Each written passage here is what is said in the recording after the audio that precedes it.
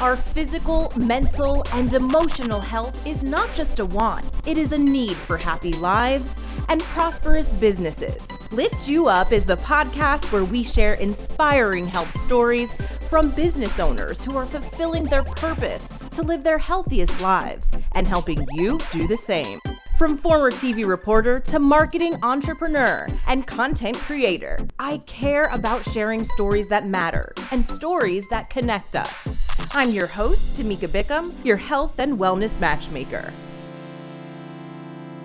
Hello, my name is Tamika Bickham, and thank you so much for joining me for this first episode of Lift You Up. On this episode, I really just wanted to take a few moments to talk about my story and also tell you why I am starting this particular podcast, which is all centered around health and wellness, healthier living, and the inspiring stories of entrepreneurs, of business owners who have achieved that in their personal life, maybe are working to achieve that, but also want to help you achieve that in their businesses.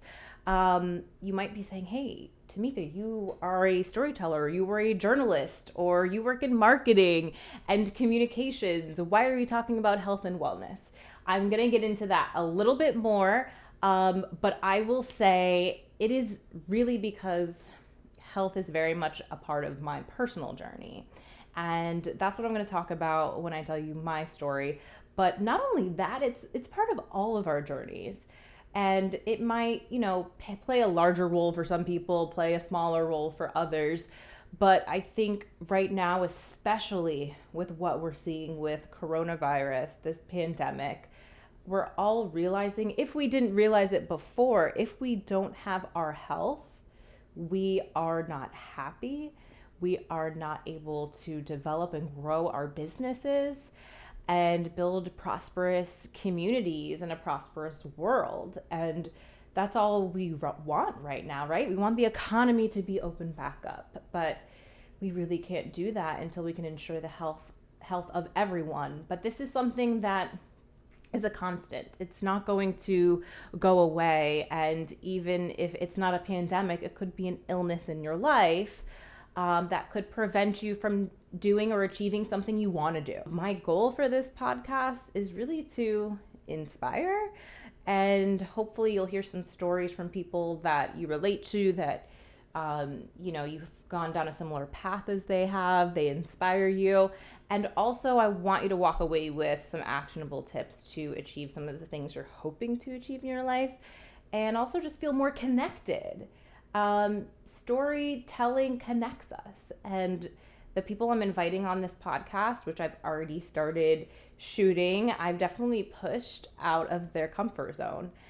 When I work with my clients, I always push them to try to tell their stories, which is why I'm doing this on this very first episode, because it's uncomfortable. As a journalist, I was always telling other people's stories and not my own, until I've just been pushed by other people in my life, and myself as well, to do a better job of communicating my own story. So here goes. Here's mine. So if you know anything about me, you know that my background is in local TV news.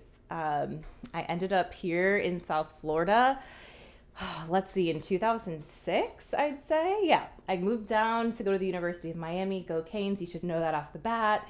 If you're a Knoll or a Gator, you might want to leave now. No, just kidding. But no, I'm a diehard Cane fan, and originally from New Jersey. Pursued in college the broadcast journalism path because I've always loved storytelling. I was really big on writing, not so much fictional writing. I really feel like that wasn't my strong suit, but really nonfiction stories. So imagine I'm from New Jersey, lived in South Florida for 4 years in Coral Gables, going to the University of Miami, studied abroad in London, did an internship with CNN Los Angeles, and now I was packing all of that up and moving to Montgomery, Alabama to be, as a 22-year-old reporter working in the Deep South, covering a wide range of things, but everything I would say from state politics to hunting expos and things I had no idea about. It was a great learning experience.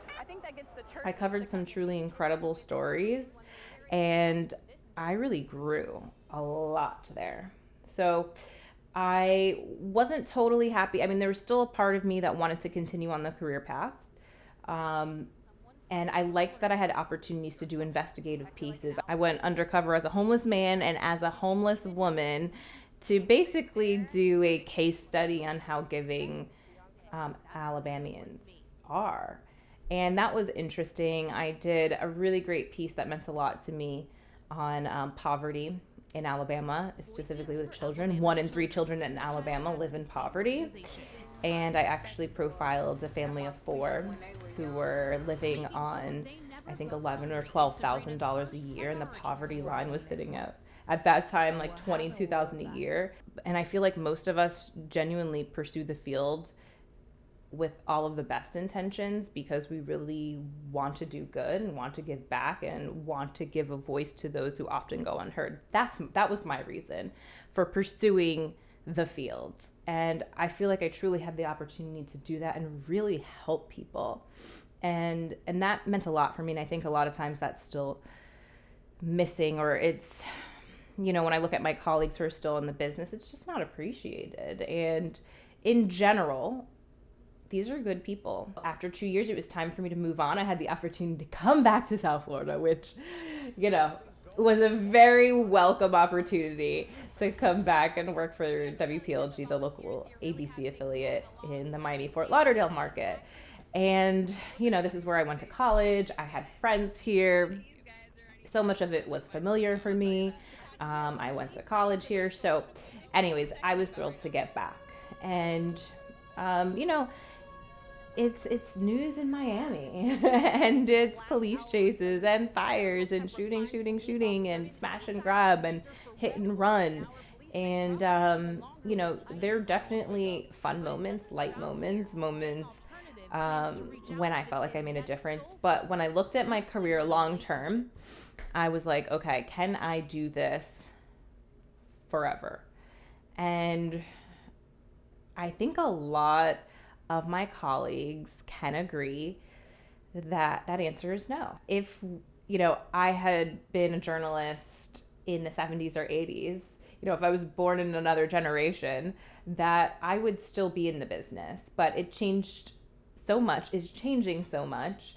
There wasn't back then like 15 hours of news a day that you have to fill time for. At the end of the day, it really came down to knowing what I liked, which was long form storytelling, diving deeper into stories and stories that really had a positive outcome. And most of those things I wasn't getting on a day-to-day basis, which left me feeling unfulfilled.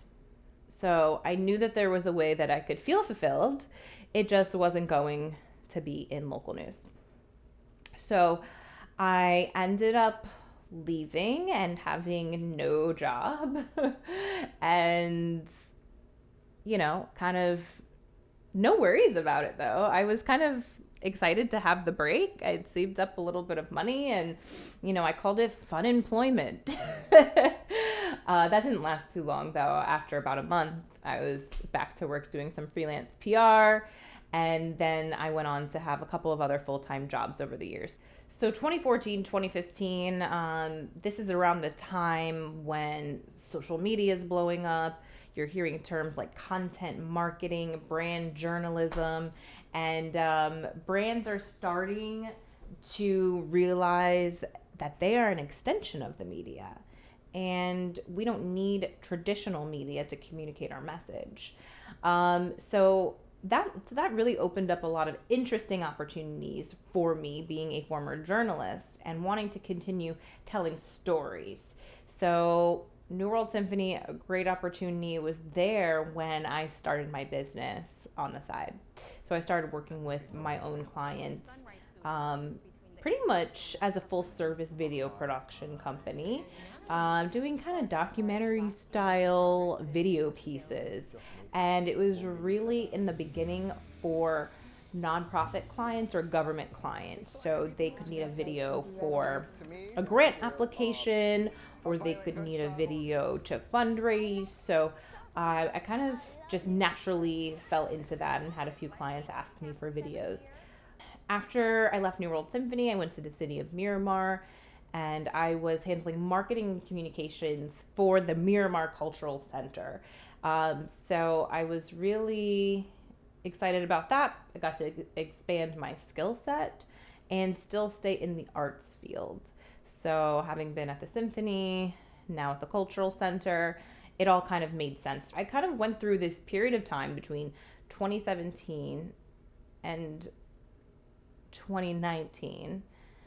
Yeah, I would say those 2 years where things got really difficult, and I felt like it was life kind of showing me which direction I should be going in. In early 2017, I got a call from my mom telling me that my cousin, who was 8 years old, passed away suddenly. And obviously that's not anything that any family ever expects to hear. And I know how I felt, obviously was only a fraction of what his parents were going through and are going through. But it was something that happened in my life that really caused me to take a pause and say, life is short, right? And I know we all say this. We say these things like YOLO and live today like it's your last, but like, do we really mean it? You know, we say those things, and I think we know they can happen, but until they directly impact you and directly affect your life, you know, I don't know how much those words actually have weight. And they had weight at that moment. And that was the moment where I was like, I'm not happy personally, and I'm not happy professionally. And I need to start to take the steps to correct that, because I really truly understand now that at any moment all of this can be taken away. And I don't want to live my last days not have just being happy. So that was where I started to kind of change internally and kind of being more deliberate about certain things I was doing in life. And if I'm doing this, is this really what I want to do, or is this what I think I should do? And I wasn't moving fast at that point. I wasn't like full steam ahead, but I was like, okay, I'm going to start putting plans into motion. And some of those things were continuing to grow my business on the side and work with clients and say yes to opportunities that I would have maybe said no to. And then the other piece of that was just cutting out, you know, certain things in my personal life that weren't good for me.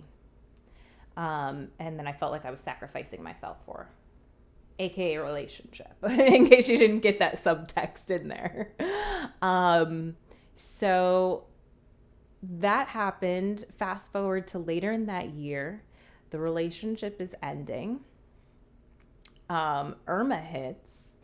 I had just bought a house not too long ago, got a good amount of damage on the house from Irma. So I'm already going kind of dealing with financial stress after financial stress. Then because of the damage from the storm, I get up on the roof and take pictures, and I'm moving a mile a minute, and I end up falling off the ladder as I was trying to get down from the roof. I was rushing, hadn't stabled the ladder, and I broke my wrist, and I needed surgery. For those of you watching, maybe you can see this scar that I have. I had never broken anything. I had never needed surgery. And I did this, of course, the day before Thanksgiving, and had to wait 3 days until surgery, whatever. It's a whole thing. But, you know, it was just more inconvenience, stress, financial stress, and it was a lot to deal with kind of all at once. And whatever, I'm dealing with it, right? And I'm like, I'll just figure it all out. Early the following year, I find out they're transferring my position at my job from the city cultural center to the city office of communications, which was great. I mean, that's what as long as I can still stay in the area of what I like to do, no problem. But over the next few months, it would become revealed to me that they didn't know if I would continue to have a job there or not. So it was kind of like, if I could explain it, like dangling a carrot in front of a rabbit. And it was that back and forth for months, literally going from, oh yeah, you're going to have a promotion and this is going to be your office. Can you pick out the paint color you want on the walls? And then it would just be like, well, now we don't know what's going to happen with you. And as we can probably all relate to uncertainty right now and feeling anxious right now and depressed right now, it's because we are so uncertain of what's going to happen in the future. Ultimately, I ended up getting laid off from my position. And, I probably had a solid heads up of about 2 months. And, I was still working with clients on the side. And I probably had about 3 months in the bank saved. And I was like, oh, shoot, what am I going to do? People always say, oh, yeah, you need to have like 6 to 12 months saved if you want to go out on your own and start a business. Bullshit, right? I mean, if you can plan for it and do it that way, okay, I probably would have done it that way. But you know what? Sometimes the plan's got to go out the window and you got to figure it out as you go. I was definitely like, I'm talented. My clients love me. My clients are encouraging me to go ahead and pursue my business full time. And I'm the only one really doubting myself. But there was a lot of stress still to come in those first few months. So with all of that said that happened, where does the health piece come in, right? Well, I got really sick. And by sick, I mean painful rashes that started on my bicep, and then moved to the other bicep, like couldn't move my arm. They were hot and extremely painful. My hair was breaking, like falling out, not like in clumps or anything, but it was just extreme breakage. I had a lot of pain in my eyes and burning like every day when I woke up. It was hard for me to wear my contacts. It was pretty painful. And then there was times when the rashes would reappear. And I remember when they ended up on my knee, I couldn't walk for days at a time. And this is like, I'm 30 years old, competed in bodybuilding competitions. I've, had a gym membership since I was 13. I've always been super into my health and fitness. So now all of a sudden I'm like, it was like my body was being attacked and I couldn't figure out what was wrong. And neither could the doctors. So I probably saw about 8 different doctors, from getting biopsies to eye specialists and dermatologists and, your primary care to autoimmune. And they all did kind of agree on one thing, is that, either this is some autoimmune disease, autoimmune response, inflammation in the body, right? That is causing your body to attack itself. That was the only answer that I could get. Nothing was showing up in my blood work. I didn't have much to go on, except they do the typical thing that most doctors do and prescribe you something, a steroid. I go on that. It made me feel awful. And I was like, well, this isn't going to be the answer for me. I'm going to figure out what is the answer for me. But what you all are suggesting right now is not it. And, over the next 2 months, I kind of just said, I'm going to take this into my own hands. I got very sick, not related to that or anything. I got the flu and bronchitis and tonsillitis or the strep or something like that had me sick for like 10 days, where I didn't work and I was literally in bed. I started reading, watching documentaries, pouring myself into research about food, meat, the effects on the body.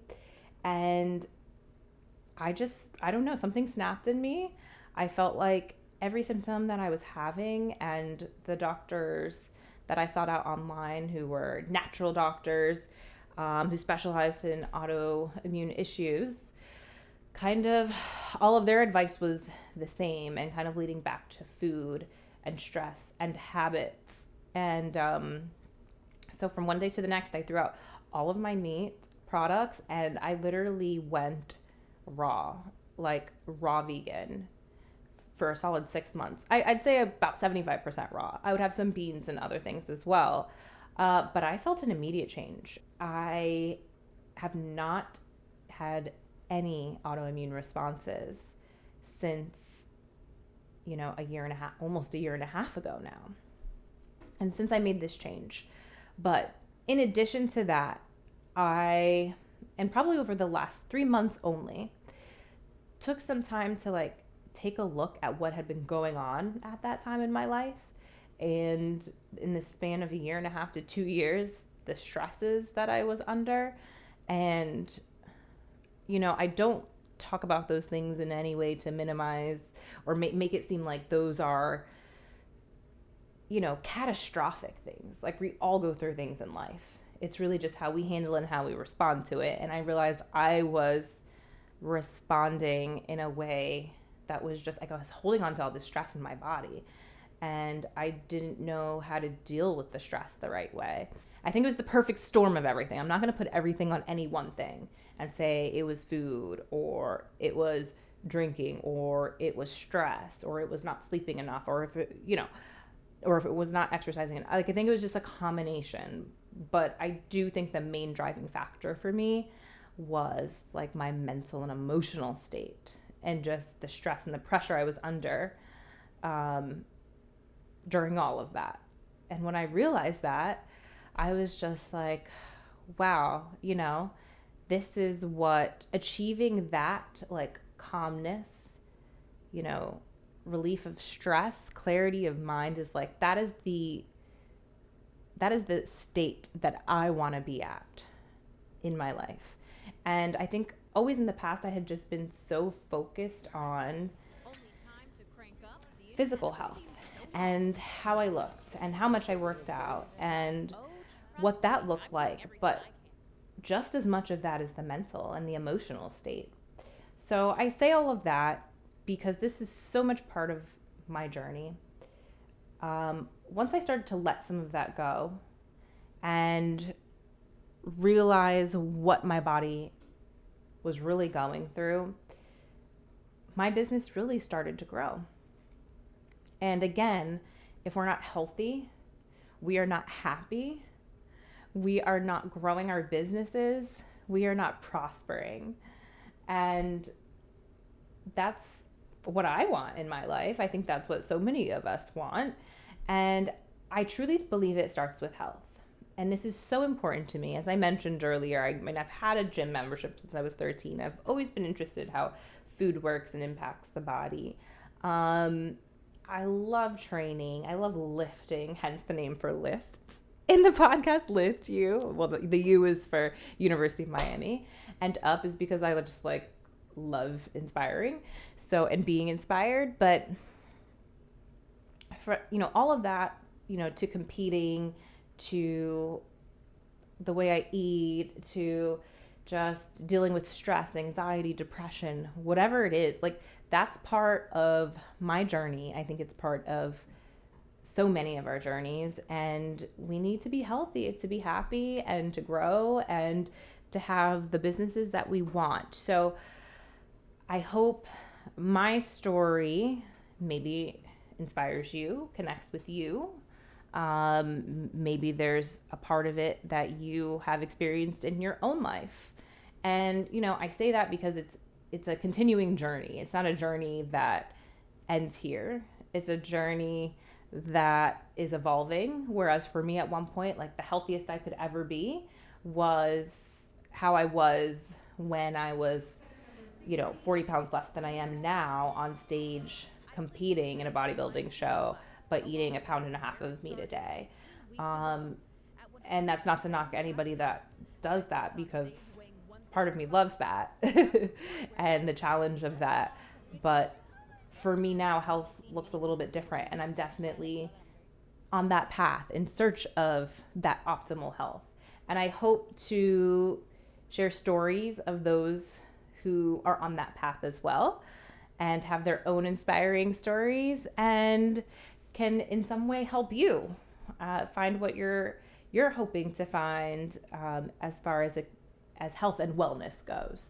So, I hope you enjoyed hearing my story, or at least learned a little bit more about me personally. I'm happy to share, and at the end of the day, I always felt like, as a journalist, if this story just helps one person, I've more than done my job. So I feel the same way about this, and I'm really looking forward to sharing the stories of others, because I've interviewed some really interesting people who are doing some really cool things, and it's a wide range of everything in the health field. So I think somewhere in the mix, you'll find something that is interesting to you. But if you liked this episode and you want to hear more, I would really love it if you subscribe to my YouTube channel. And also go ahead and leave me a review wherever you listen to your podcasts. So leave me a review. Tell me honestly what you thought about it. Or let me know what you'd like to hear more of, and subscribe on YouTube, on, wherever you listen to your podcasts, and follow me on social media. I'm going to put all of these notes in the show notes, so you can always find some of this information and connect with me there. Until next time, and thank you so much for listening to episode 1 of Lift You Up.